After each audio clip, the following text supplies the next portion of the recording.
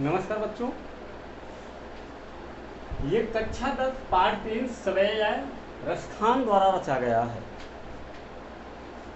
रसखान का जो जन्म है, यहाँ पर जन्मों में मतभेद है। कहा जाता है कि रसखान जी का जो जन्म है, उनका प्रारंभिक जन्म दिल्ली में माना जाता है और इनका अन्य नाम सैयद इब्राहिम है। अन्य जन्म स्थान की बात करते हैं, अन्य जन्म की बात करते हैं तो 1533 ईस्वी माना जाता है और जो सामूहिक जो अधिकतर लोग मानते हैं वो 1548 ईस्वी मानते हैं और दिल्ली मानते हैं इनका जन्म। अन्य जन्म स्थान की बात करें तो पिनोई यानी हरदोई के पास जो है पिनोई है, वहाँ पर इनका कुछ लोग मानते हैं इनका जन्म स्थान जो उत्तर प्रदेश में है। लेखन विधा है इनकी कविता। भाषा शैली की बात करें तो भाषा है ब्रज भाषा। शैली की बात करते हैं सरल और पारिमार्शिक शैली है। रचना इनकी रचनाएं देखते हैं तो सुजान रसखान प्रेम वाटिका इत्यादि इनकी रचनाएं हैं। और निधन की बात करें तो इनका जो निधन है 1628 ईस्वी में इनका निधन हुआ था। साहित्य में स्थान भक्त कवियों में शिरोमणि स्थान है। देखते हैं इनकी कविताओं को। सवैया है।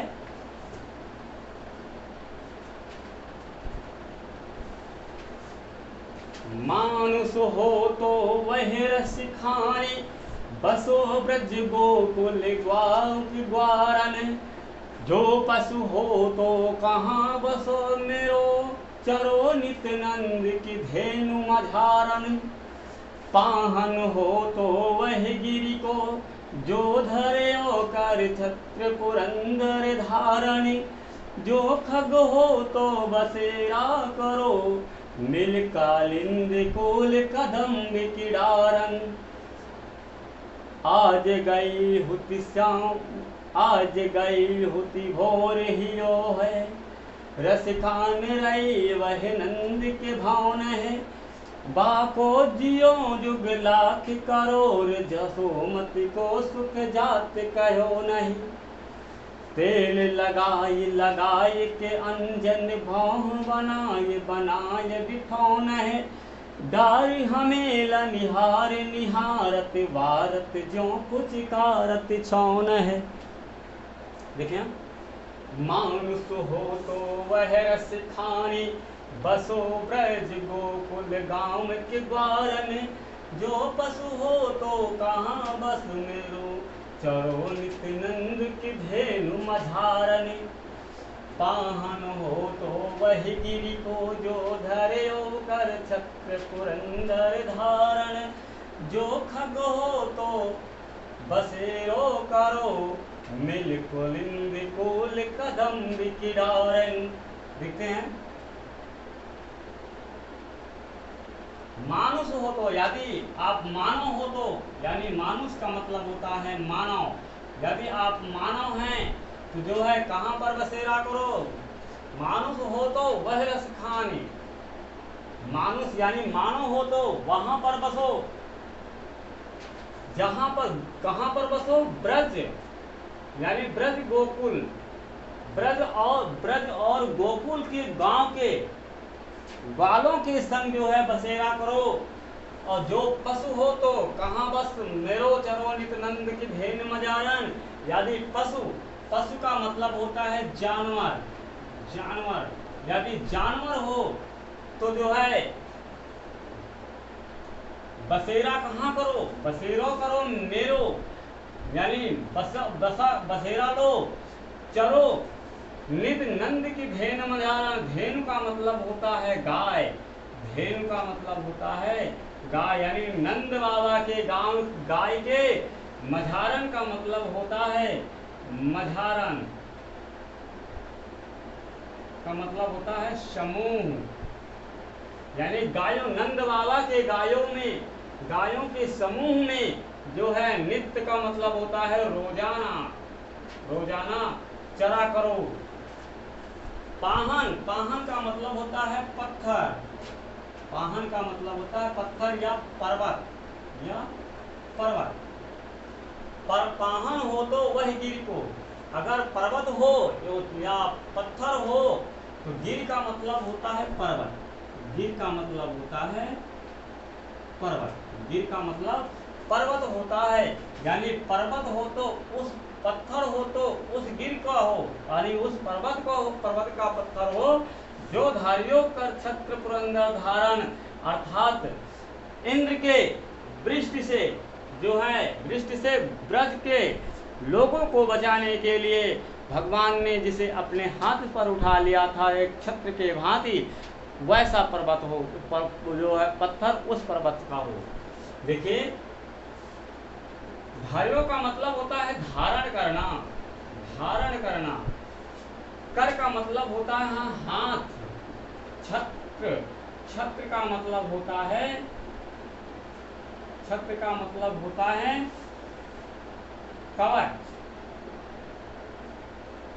और पुरंदर, पुरंदर का मतलब होता है इंद्र, पुरंदर, पुरंदर का मतलब होता है इंद्र। जो खग हो तो बसेरा करो, मिल कलिंद कुल कदम्ब की डारान। खग का मतलब होता है पक्षी, खग, खग का मतलब होता है पक्षी। यदि आप पक्षी हैं तो पक्षी हैं, यदि आप पक्षी हो तो बसेरा करो। कलिंदी यानी यमुना, कालिंदी, कालिंदी यमुना, कालिंदी मतलब यमुना, यानी यमुना, यमुना के कदम, यमुना के कोल यानी किनारा, कोल का मतलब किनारा, यानी यमुना के किनारे जो है कदम्ब के, कदम्ब के डारों पर बसेरा करो यदि आप पक्षी हो तो। अब आगे देखते हैं। आज गई हुती भोर ही हो, रस खान रही वह नंद के भवन है। बापू जियो जुग लाख करोड़, जसोमति को सुख जात कहो नहीं। तेल लगाए लगाए के अंजन भाव, बनाए बनाए डिठौन है। डार हमें निहार निहारत वारत, जो कुछ कारत छौन है। इस पंक्ति में देखें तो कहीं ना कहीं वात्सल रस जो है उभर कर आ रहा है। दूसरे पद में यहाँ पर श्रृंगार की रस की बात की गई है, श्रृंगार, पहले पद में श्रृंगार रस की बात की गई है, दूसरे में वात्सल रस की बात की गई है। इस पद में वात्सल, वात्सल रस की बात की गई है, यानी वात्सल रस उभर कर आ रहा है। कहीं ना कहीं माता जसोमती इस पद में जो है अपना लाड प्यार दिखा रहे हैं। देखिए, आज गई हो तो भोर ही हो, रस खान रही वह नंद के भवन है। आज यानी सुबह सुबह ही, भोर का मतलब होता है सुबह, भोर का मतलब सुबह होते ही जो है वो चली जाती है। रसखान रही वही नंद के भवन है। रसखान यानी कृष्ण जी जो है नंद बाबा के घर में रहते हैं। बाको जियो जुग लाख करोड़, जसोमत को सुख जात कहो नहीं, अर्थात जाते बाकी, बाकी जियो जुग, जुग का मतलब होता है काल यानी समय, जुग, जुग का मतलब होता है समय, समय या काल, यानी लाखों करोड़ों जुग जिए, ये इच्छा है, इच्छा व्यक्त करती हैं। जसोमत को सुख जात कहो नहीं, और जसोमत जाते ही मैंने आनंद, जसोमती माता को आनंद की बात नहीं कही। तेल लगाए लगाए के अंजन, तेल लगा देते हैं और तेल लगाने के बाद जो है आंखों में काजल दे देते हैं। अंजन का मतलब होता है काजल, अंजन का मतलब होता है काजल। भौं बनाए और आंखों की जो है भौहें बनाती हैं। भौं का मतलब, भौं का मतलब होता है आंख, आंख की पलक, यानी भौं बनाते हैं और बढ़िया से भौं बनाते हैं। डार हमेलन हार निहारत, हमेलन का मतलब होता है सोने का, सोने का हमेलन,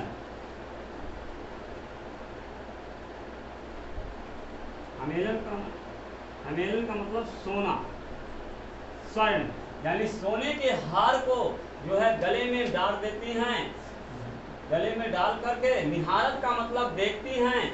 वारत जो पुचकारत सोने हैं, पुचकारत का मतलब होता है जो है लाड प्यार करती हैं, पुचकारती हैं, पुचकारने का मतलब है दुलार करना। चलिए आगे पद देखते हैं तीसरा।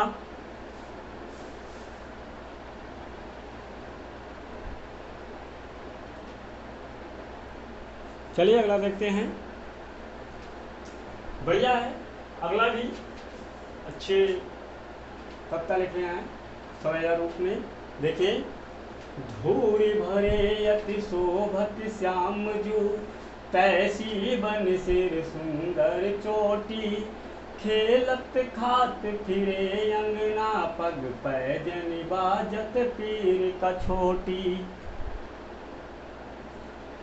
वाह छवि को रसिखान बिलोकत, वारत काम कला निज कोटि, कागिक भाग बड़े सजनी, हरि हाथ सोले गयो माखन रोटी।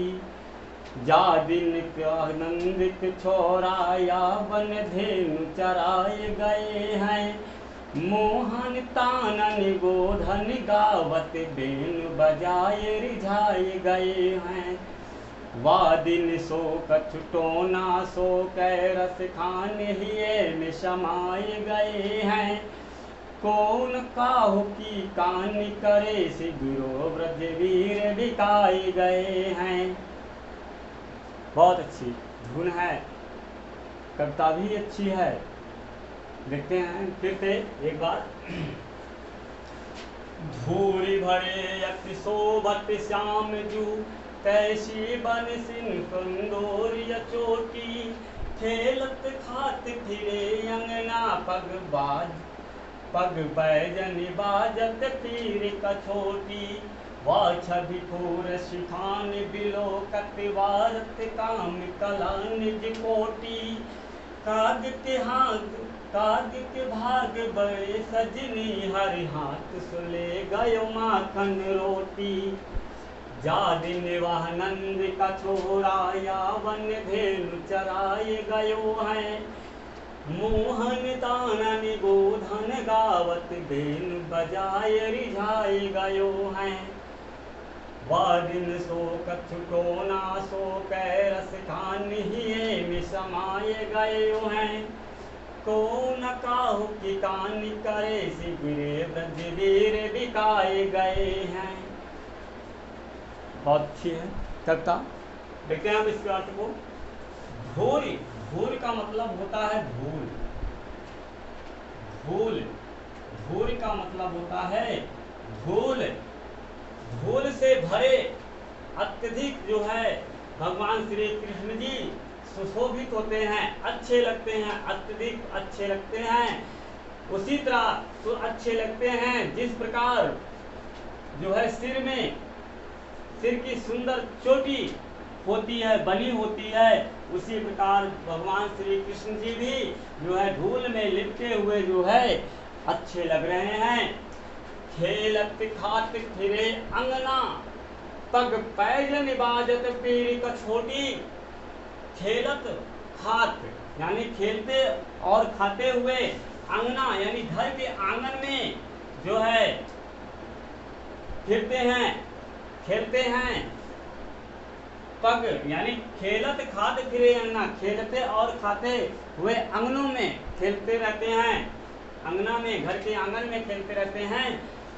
पग पैजन बाजत पीर कसोटी, और पग का मतलब होता है पैर, पग का मतलब होता है पैर, पैजन का मतलब होता है पायल, पैरों की पायल बाजती है, और पीले रंग का वस्त्र, पीली का मतलब होता है पीला, और कछोटी का मतलब होता है लंगोटा, कछोटी, कछोटी का मतलब होता है लंगोटा,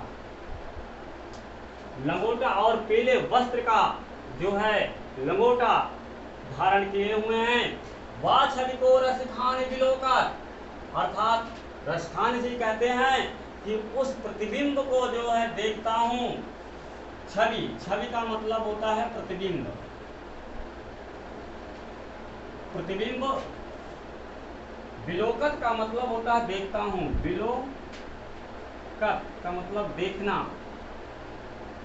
बिलोकत का मतलब होता है देखना, यानी वह छवि को रसखान बिलोकत, यानी रसखान जी कहते हैं उस छवि को हम जो है देखते हैं।